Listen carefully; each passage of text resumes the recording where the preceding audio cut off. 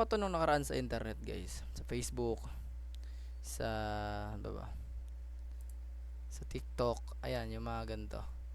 Mga gantong meme. Turn off yun sa Instagram din pala. Turn off your computer and let it rest. It's been working all day. Meanwhile, the Wi-Fi router that's been running since 2008. Yung mga gantong ano, meme. Tapos, marami to doctor. Test results ready. I'm dying from curiosity. Doctor, not only from curiosity. Maganda mga entry nito. Hindi naman lahat, syempre. Pero karamihan maganda. Tapos na-intriga ako kung saan to galing. Itong image na to. Hindi ko alam. Tapos, sinearch ko, galing pala siya sa ano boys? Sa Monster House. Ayan. Tapos naalala ko, napanood ko na to dati kasama mga pinsan ko. Sa ano pa to sa CD na pirata. Yung parang 25-in-1, 20-in-1. Kasama to ng mga Ice Age Ice Age, Over the Hedge, yung Open Season, yung mga ganong ano, mga ganong movie dati. Nilabas siya noong 2006.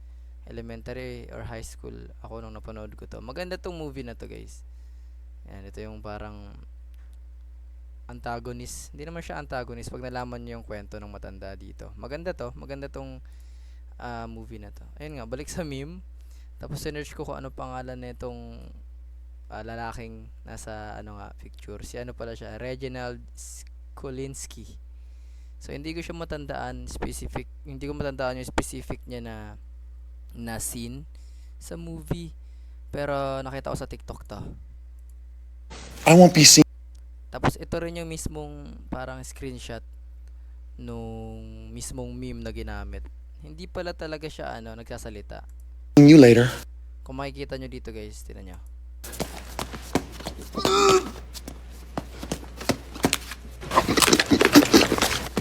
Yun, doon kinuha yung parang picture na yun. Nung umangata pala siya. Ngumangata, ayan ang pagngata niya. Ayan. Ang astig lang.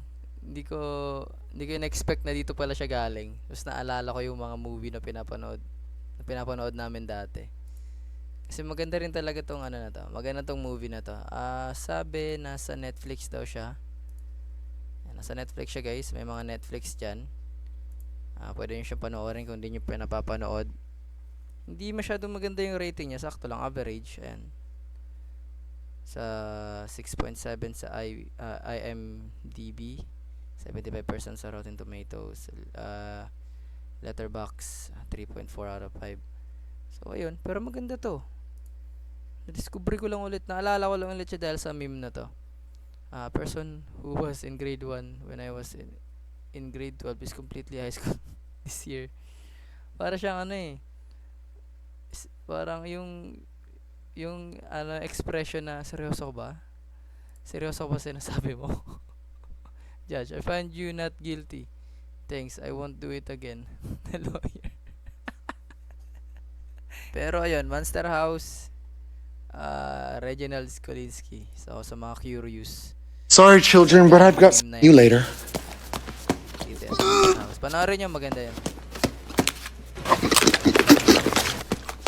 Sorry, children. So yun lang, guys. Na-intriga lang ako. Okay, stay safe at peace out. Be out.